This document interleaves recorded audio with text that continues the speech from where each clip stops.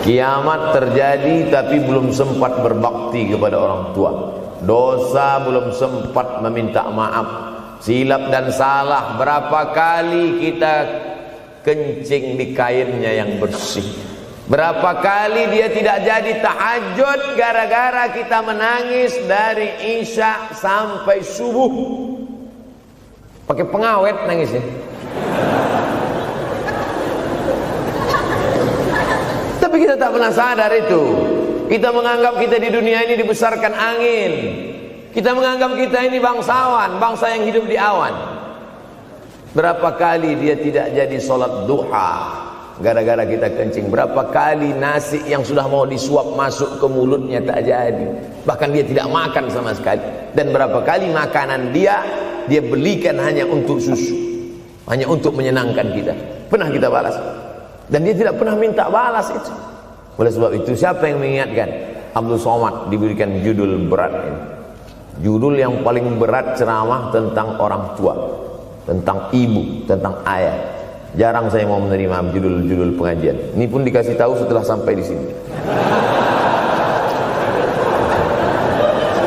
Maka saya belok-belokkan dikit. Air mata udah mau menetes, belokkan. Nanti kalau saya nangis di sini, siapa yang ceramah kalau saya nangis? Oleh sebab itu maka yang orang tuanya masih ada, beruntung dan bertua, bawakan dia rumah makan. Ada sahabat saya namanya Ustadz Lukman di Pontianak, bukan Kuntilanak. Mereka punya program namanya Bawa Ibu ke Rumah Makan. Keren nama programnya. Bawa orang tua ke rumah makan. Nanti hari libur adik-adik, anak-anakku sekalian libur, bawa ayah, bawa ibu ke rumah makan. Ketika Ustaz Lukman cerita itu ke saya, Ustaz Somad, kita punya program baru nih. Apa nama programnya Ustaz? Bawa ibu ke rumah makan. Alhamdulillah Ustaz Lukman, seluruh rumah makan di Pekanbaru tempat tinggal saya itu, semua sudah saya bawa. Emak almarhumah saya bawa sup tunjang, saya bawa rendang, saya bawa goreng ayam, saya bawa goreng puyuh, saya bawa. Cuman ada rumah makan ular sawah itu yang tak saya bawa singgah. Lain dari itu sudah saya bawa. Tak ada penyesalan dalam hati, senangkan hatinya. Apa pakaian yang dia suka? Orang tua itu tidak minta yang besar, asal ada saja. Pulang dari Yogyakarta sampai ke rumah, ini tadi ada nampak sedikit tanda terkenang. Kalau banyak makan sendiri. Ketika dia senang melihat itu, bahagia hatinya, nampak senyum di tepi bibirnya, pada saat itulah rahmat Allah terbuka. Pada saat itulah ridha Allah datang. Mengapa sulit mencari pekerjaan? Mengapa payah mencari penghidupan? Salah satu yang mempersempit ridha Allah itu adalah karena tidak berbakti kepada orang tua.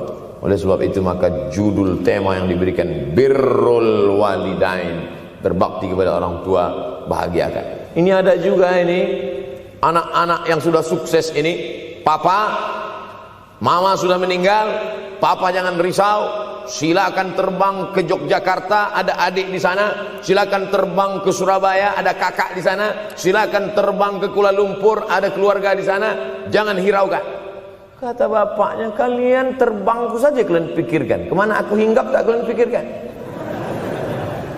Ada sebagian orang ketika ibunya meninggal dunia, marah dia, mengamuk dia anggap kebahagiaan itu sudah hilang. Padahal membahagiakan orang tua dua-dua adalah tanggung jawab kita. Kalau dua-duanya sudah tidak ada Pak Ustadz, masih ada keluarga. Ada keluarga. Al-khalah bimasabatil saudara ibu, kakak ibu, adik ibu, sama seperti ibu. Sambung lagi silaturahim. Buat dia senang, buat dia bahagia. Man ahabba yubsatalahu fi rizqihi, siapa yang mau lapang rezekinya, wa yunsa'alahu fi azarihi, dipanjangkan umurnya, falyasil rahimahu, hendaklah dia menyambung tali silaturahim. Saya ceramah di satu kota. Sampai di kota itu saya melihat rumah besar, megah, mewah. seperti istana. Cuman saya segan mau nanya, nggak mungkin saya tanya, Pak, ini hasil dari apa? Saya tengok, saya ngangguk. Kawan-kawan saya yang ikut di situ seperti ngelihat kucing semuanya. Mantap. Setelah duduk, makan, habis makan, minum. Habis itu Sohibul Bait yang punya rumah pun cerita. Ustadz Abdul Somad, iya Pak, dulu ini hanya bambu-bambu yang dikasih daun, yang dikasih terpal. Tempat apa Pak? Tempat ibu saya buat pengajian. Setiap tahun dibuat begitu. Pasang tiang-tiang kayu, pasang terpal, daun-daun, pengajian ramai. Sampai akhirnya saya berkata, Bu, pengajian kita hentikan saja, stop. Saya tidak sanggup lagi pasang tenda, pasang terpal ini. Tapi akhirnya apa kata ibu saya? Nanti setelah saya tidak ada, pengajian ini terus kamu buat. Allah bukakan pintu rezeki Ustaz Somad. Inilah yang terjadi sekarang. Saya belikan orang tua saya itu rantai, saya belikan gelang, saya belikan cincin. Bulan depan saya datang, sudah nggak ada lagi. Mana gelangnya, Mak? Nggak ada. Mana rantainya, Mak? Nggak ada. Mana cincinnya? Nggak ada. Kemana? Itu kan emas mahal. Sudah saya jual. Untuk apa? Untuk bersedekah ke fakir miskin. Rupanya gelangnya, rantainya itu habis dia berikan sedekah fakir miskin. Tobatkah si bapak untuk berbakti? Tidak. Bulan depan dia belikan lagi. Sampai akhirnya diberikan Allah balasan melimpah ruah. Ternyata ini rahasia dari keberhasilan hidup, karena menyenangkan hati orang tua. Saya tak sebut nama, saya tak sebut lokasi, tapi yang mau berkunjung nanti saya kasih lokasi tepatnya. Saya kasihkan nanti alamat dari Google, saya kasih, supaya melihat secara nyata. Kalaulah rezeki itu hanya diberikan kepada orang yang bersungguh-sungguh, pergi pagi pulang petang, peras keringat banting tulang, maka tentu yang kaya itu adalah sapi yang membajak dari pagi sampai sore. Kalaulah kekayaan, keberhasilan itu diberikan yang paling pandai memanjat, maka tentu yang kaya itu monyet. Tapi Allah berikan kepada siapa? Yang dia ridhai. Dan penyebab ridha Allah itu adalah karena orang tua yang senang hatinya. Yang sempat durhaka, tidak sempat minta maaf, meninggal dunia dia sudah, apa boleh buat? Kau sudah booking seat di neraka. Yang sudah sempat durhaka, tidak sempat minta maaf, meninggal dunia gara-gara dia pecandu narkoba, pemabuk, pezina, mati. Orang tua dalam keadaan susah. Berapa kali saya ketemu ibu-ibu selesai pengajian, pergi saya ke tempat parkir, ibu tua 70 tahun menangis. Ibu nangis kenapa, Bu? Anak saya, Pak Ustaz. Kenapa dia? Disuruhnya saya jual tanah. Mama, jual tanah. Untuk apa mama megang tanah? Udah tua aja pun jual. Mestinya anak itu yang menyenangkan hatinya di hari tuanya, bukan malah menyuruh jual tanahnya. Jual tanah supaya dia bisa bangun rumah, jual tanah supaya dia bisa menyekolahkan anak-anaknya. Na'udzubillah. Sudahlah tidak membahagiakan, malah menyusahkan. Ustaz, anak saya nyuruh saya jual tanah saya supaya dia senang, supaya dia dapat duit. Gimana nih Pak Ustaz? Mungkin si ibu berharap saya menjawab, ibu sabar aja ya Bu, sabar ya. Ibu salah tanya, Bu. Kalau mau sabar cari ustadz lain, ada spesialis sabar, bukan saya. Begitu dia kasih tahu, anak saya maksa saya jual tanah saya, Pak Ustadz gimana? Mana alamat rumah anaknya? Mana? Saya mau datang. Mana? Anak durhaka, neraka jahanam tempat kau.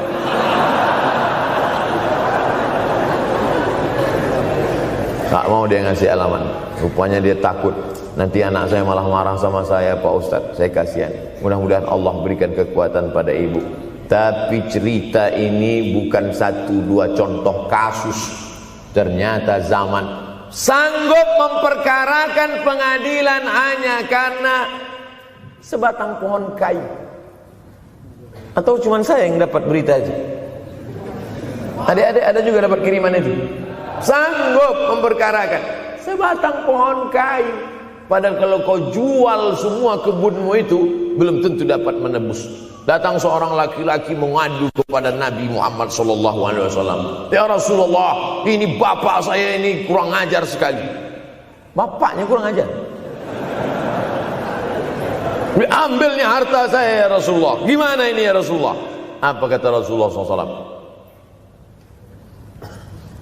Anta wa maluka li abik. Anta sampai ke tempat kita jadi ente.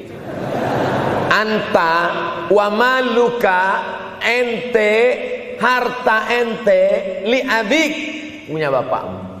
Jangankan hartamu yang di rumah itu, dirimu pun punya bapakmu. Nabi membela, seolah-olah Nabi berkata, apa yang diambil itu belum ada apa-apanya dibandingkan melepuh kulitnya untuk memberikan engkau sesuap makanan yang halalan thayyibah. Orang yang durhaka pada orang tuanya, insya Allah anaknya juga akan durhaka kepada dia. Oleh sebab itu maka jangan pernah durhaka. Kalau sempat durhaka lalu kemudian meninggal dunia dia Pak Ustaz, sudah meninggal pun tetap masih bisa berbakti.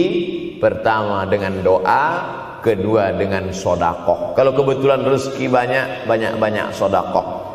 Kalau tidak ada rezeki melimpah, doa.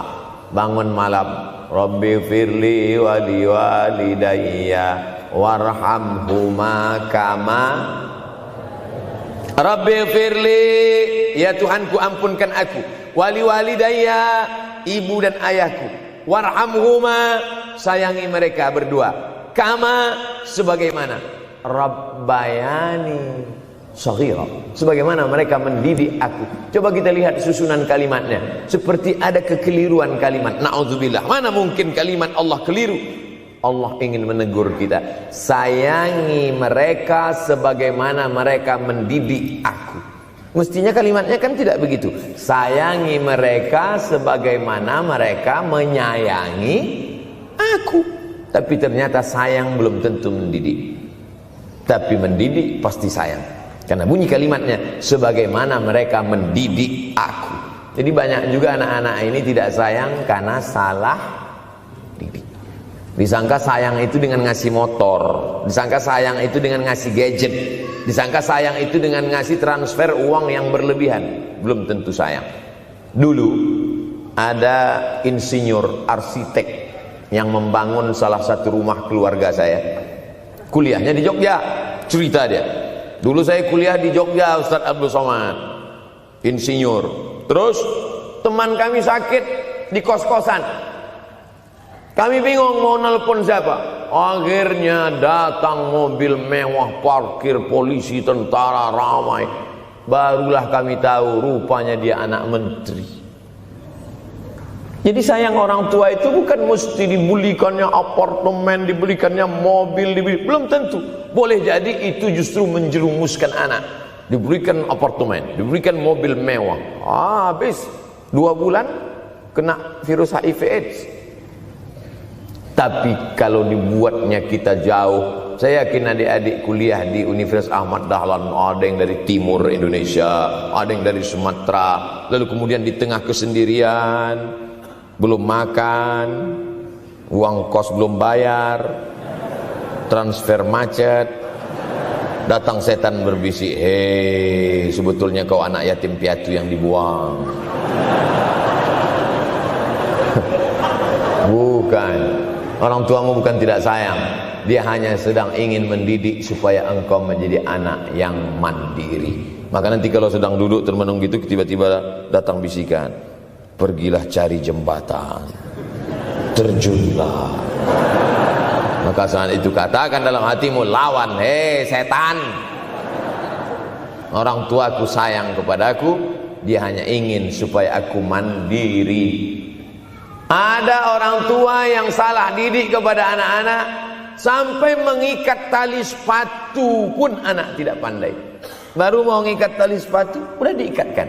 Baru mau makan, sudah disuapkan. Akhirnya anak tidak punya keberanian untuk hidup.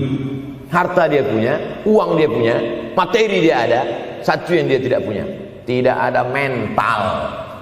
Tapi anak-anak adik-adik Universitas Ahmad Dahlan adalah orang yang punya keberanian untuk hidup. Betul? Yang di hadapan saya ini, siapa yang tidak punya keberanian hidup? Ini yang jam 5:30 masih belum hidup lagi. Ada ini tidak punya keberanian untuk hidup, hidupnya terlambat. Tapi mahasiswa Universitas Ahmad Dahlan punya keberanian untuk hidup. Bahkan mungkin dia lebih dulu hidup daripada saya. Lebih dulu bangun dia tadi. Alhamdulillahillazi ahyana ba'da ma amatana wa ilaihil nusyur. Tengok jam. Oh, rupanya masih jam 1, tidur lagi. Saudara yang dimuliakan Allah Subhanahu wa taala. Maka my life, my adventure. Hidup saya adalah petualangan saya. Ini yang mau kita harapkan. Berani menghadapi tantangan. Ada orang yang menganggap hidup ini ya simpel-simpel aja lah Pak Ustadz. Tapi ada orang ingin hidup ini penuh dengan perjuangan. Sama seperti makanan. Ada orang simpel aja. Nasi, kecap, telur rebus. Dah cukup. Tapi ada orang mau ada goreng ayamnya, ada rendangnya, ada supnya, ada tom yamnya, ada lengkap semua. Begitu juga hidup ini. Ada orang yang simpel aja, ambil goreng ikan, makan. Tapi ada satu lagi enggak. Pergi naik mobil, sampai ke tepi hutan, naik motor, habis itu nyewa speedboat, sampai di tengah laut, mancing. Ujung-ujungnya ikan juga. Yang dia nikmati bukan ikannya, tapi yang dia nikmati adalah proses untuk mendapatkan ikannya. Faham? Itu enaknya ngomong sama mahasiswa. Coba kalau yang masyarakat biasa, kita udah capek cerita, selesai ada pertanyaan, Ustadz maksudnya tadi apa ya? Aduh, capek gitu. Saya terus terang kalau ceramah di depan mahasiswa ini bangkit semangat saya lagi. Ini sekarang rasa-rasa umur 24. Tapi begitu nanti sudah mulai agak jauh dari mahasiswa, balik 42 lagi. Nah, makanya saya senang kalau diundang ke kampus-kampus. Saya kalau di Jogja diundang di kampus terus, walaupun nggak semua nerima.